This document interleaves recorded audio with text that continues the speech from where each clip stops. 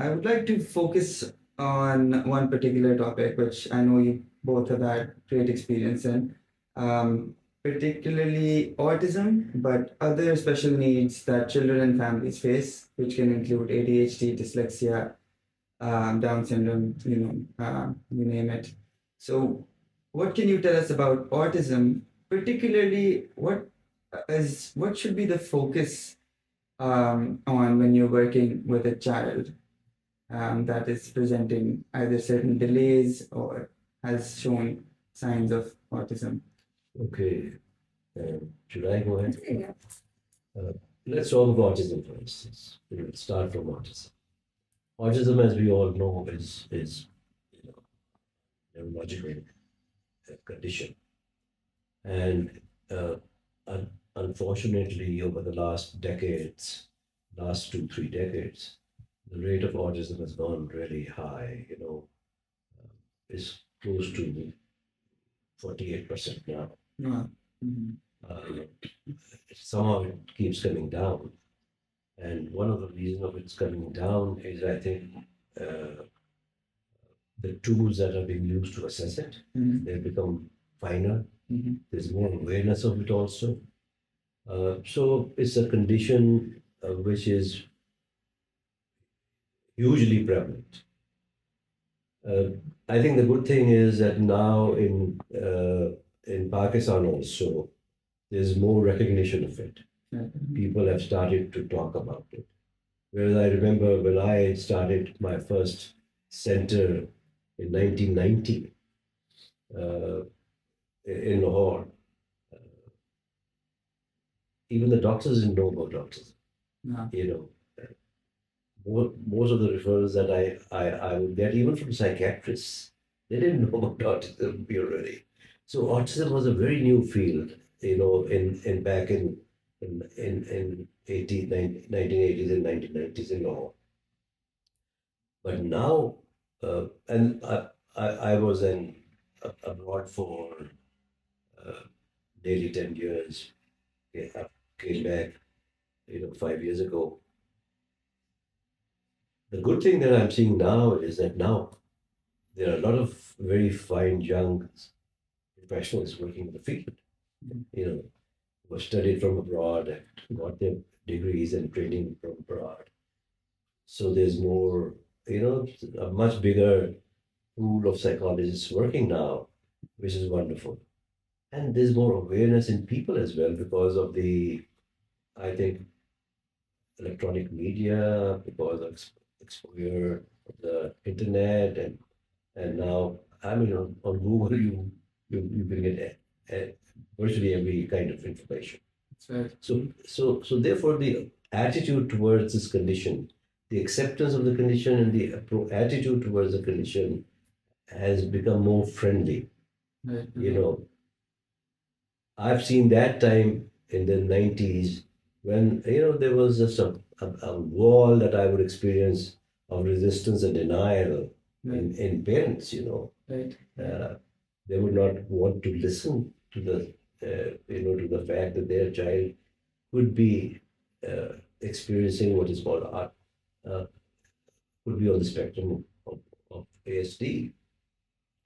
But now what I'm hearing is, and of course Maria would is a better person to comment on that. What I'm hearing and listening from people is that there's more recognition and more acceptance of it. Right. And as a result of it, people have started to reach out for help as well. Mm-hmm. Whereas previously, they didn't know where to go to, and most of these kids were looked down, Mm-hmm. and it was more or less looked as, a mental disability Right. as opposed to, autism. Um, Does that? it definitely touches a lot of key points, and you work with children and Yes. families. So what's I helping them like? first saw an autistic child in 1997 while I was working with Sir Nauman. Mm-hmm. And this was a big thing even for us, who they are, what is this? I started studying. We didn't have, used to have Google in those days. We used to read books and asking professionals here and there. So yes, there is a lot of awareness these days. Denial is still there, but it's not as massively affecting families as it was happening in those days. Mm-hmm. Because now there's a lot of awareness, and with this awareness, denial is becoming weaker. Mhm. What I feel now, what's happening in general public, uh, autism definitely is is at a rise. It's Mhm. because of awareness. It's because of some other genetic factors, environmental factors as well. But I see this, as you said, people weren't aware. People are aware, but I see the ones who doesn't have a neurotypical child. Those families, I feel they need to be, as we are growing as a society.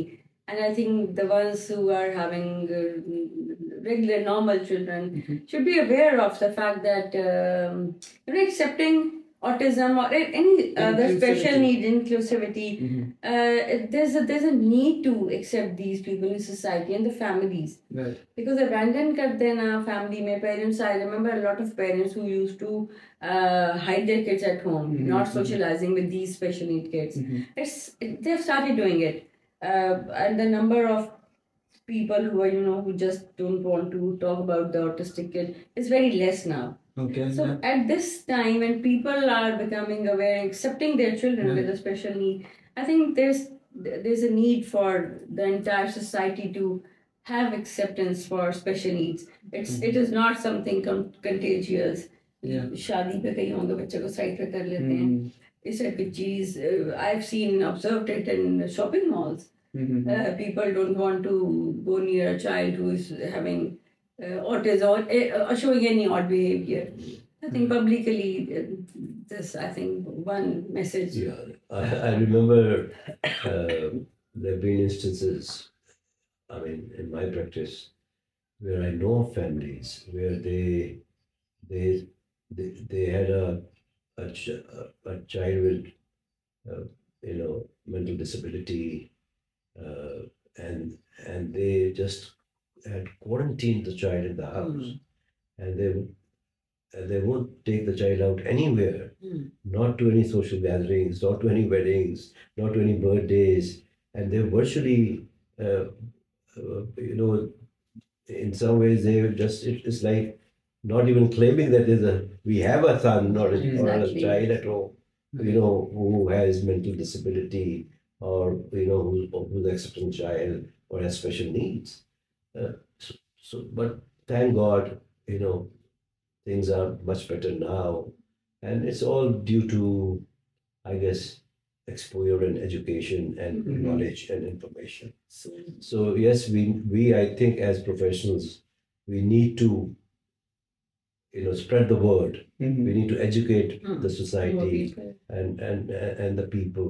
It seems that the awareness element is growing, but in order for it to come into action, what has been, in your experience, what has worked in working with a child? And as you said, a lot of research is also showing that working with just the child in let's suppose 4 hour or 2 hour program is not going to be able to provide the care needed by the entire family to work with this lifelong issue. How can we first, like, what kind of therapeutic modality would you say can work best with a child, and how can we support parents who are experiencing this heaviness from society, and having also the pressure of working with a child with with a neurological divergent condition? What would you suggest is I a think, good model? yeah, I think there are many modalities, as we Mhm. talked earlier. There's ABA, there's RDI, there's TEACH, there's PECS, Mhm. there's CERC, there's flow time. I mean, so basically, uh, what is being practiced around the world, I think a big chunk of what is being practiced is ABA. Right. Mhm. But what I'm finding is that just like in psychotherapy modalities, when we are working with adults, just just cognitive behavior therapy, you may find most research being carried out in cognitive behavior therapy. It's true. But it doesn't mean that that's the only way of helping a person. Exactly. Yeah. There are, you know, a good 14 other modalities that are being also practiced, but there are certain modalities and certain therapies which are more kind of conducive for research because things are broken down into bits and pieces, and so you can measure the movement Mm-hmm. and the progress and the development, and so it's easier to translate it into numbers. Right. So I would say primarily a lot depends on your own orientation and training. Right. So it doesn't matter what modality you want to really use, Mm-hmm. but whatever modality you want to use, I would say you need to be a master of it. Mm-hmm. You need to be competent in it. Mm-hmm. Your own self-efficacy, your own competence, is a must. Mm-hmm. Mm-hmm. This is what I've sort of learned over the last 45 years of my work in the field, Mm-hmm. that your own competence, your own training, your own anchoring into what you do is the most important thing that really brings if a change or in people that you're working with. I see. I understand. And in terms of modalities that you find to be effective, or what you're comfortable with, I think Salman is right. Our instinctive learning, our instinctive aptitude, all this, I think, has a lot of value. I basically believe in eclectic approach. mm-hmm. I enjoy using different approaches because every child is different. Mhm. Every individual is different. Every child having autism, same category, will manifest different behaviors. So one particular approach, one particular therapy, I don't find it creative. I want to use therapy as a creative work. I like it. I enjoy it.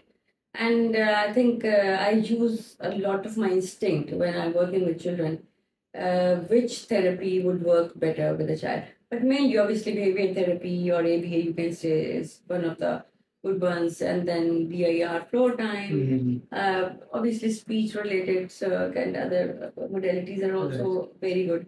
We at Empath are using push-in model. Yes. So the philosophy behind push-in model is to have children work together, Mm-hmm. make them sit in a group, Right. work individually. Speech, OT, and behavior one-on-one is very, very essential.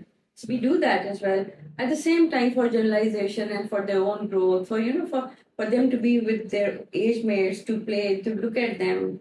So instead of teaching them eye contact through a modality, if you put them in a group of 3 to 4 students, children together, they are naturally inclined. A child is more inclined towards another child. So they would develop better eye contact. They would want to speak better. We are providing them tools in speech therapy and other whatever the Mm-hmm. needs are. But at the same time, provide them with an environment. Right. And the environment is the group. That's Those exactly. small groups, one-on-one, as well as the group thing. Right. And I've seen good results with that. Mm-hmm. So yes, combination.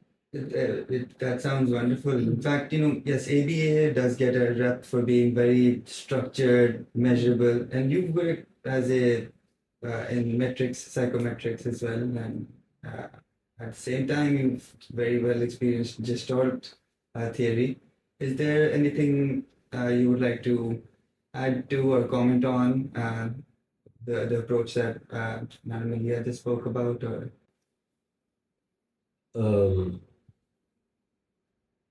I guess early diagnosis of autism is a very essential and very important, because what the research indicates is that ages 2.5 to 5.5 are the best years to work with these children.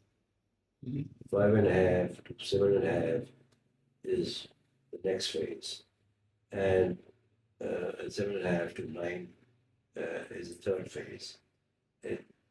Most of the work has to be done within these first 9 years of a child. Yes. After that, there's very little you can really do with the child in terms of such structured programs, Right. then invariably you need to look into mainstreaming the child, Right. because uh, mainstreaming is another very important element.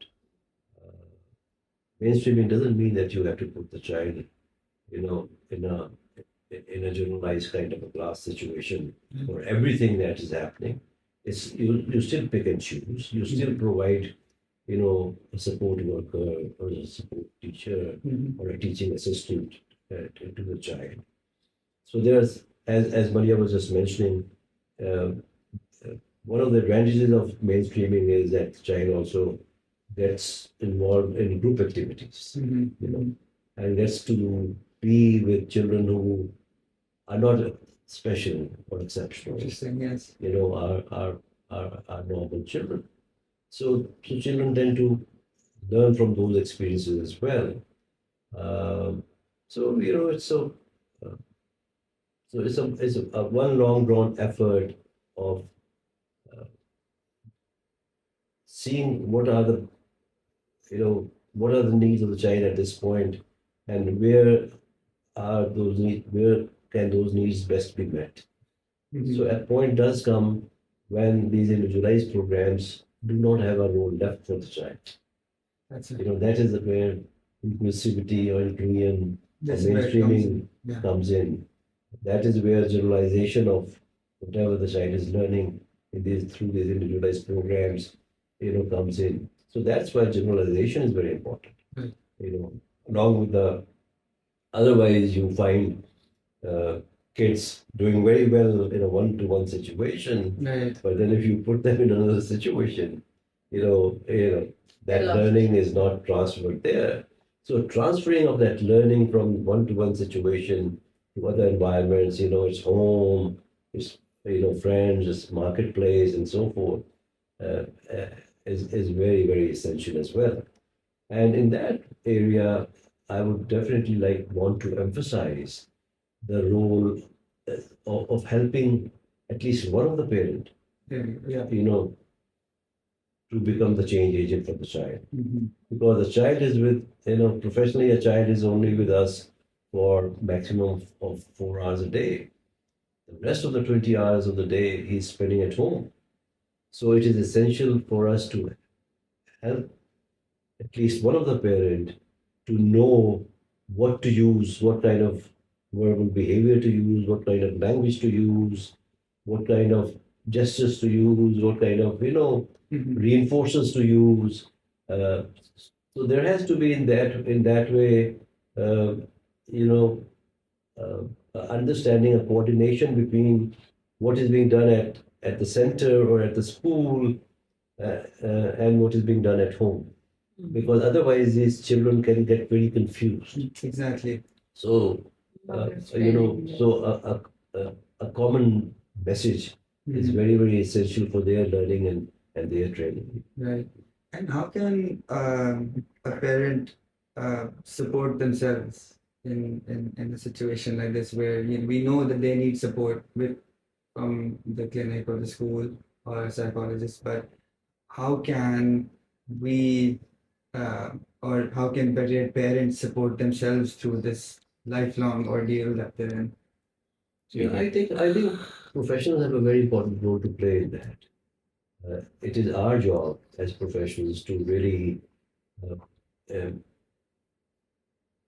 provide that support to them, to educate them, to help them work through their own barriers, because they as parents also have barriers in dealing with this kind of conditions. So it's basically uh, helping them to be able to not only help their own selves, but also help the child who's special needs child. And then let's not forget the other siblings that the child has, because there has to be a balance between taking care of the special needs child Right. and the other Yes. normal children that they have, because otherwise uh, uh, sometimes a child on the autism spectrum, you know, is so needy that it can very easily consume the 20 hours of the parent, Mhm. and still not feel satiated or fulfilled. Yes. So therefore, the parent has to draw a boundary also that, oh, I need to take care of my needs.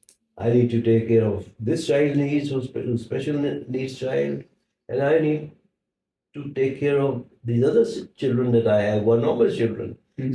So it's a jugglery kind of, it's a balancing act. Absolutely. You're constantly trying to balance these 6 different balls, 5 different balls that you are dealing with, and that is where I think professionals can have a very important role to play Mhm. in helping the parent to be able to juggle. Yes, those it takes a village to raise a child, as they say. Yeah. All right. I think it's been wonderful talking to the both of you. Thank you very much. Thank you so much for having us.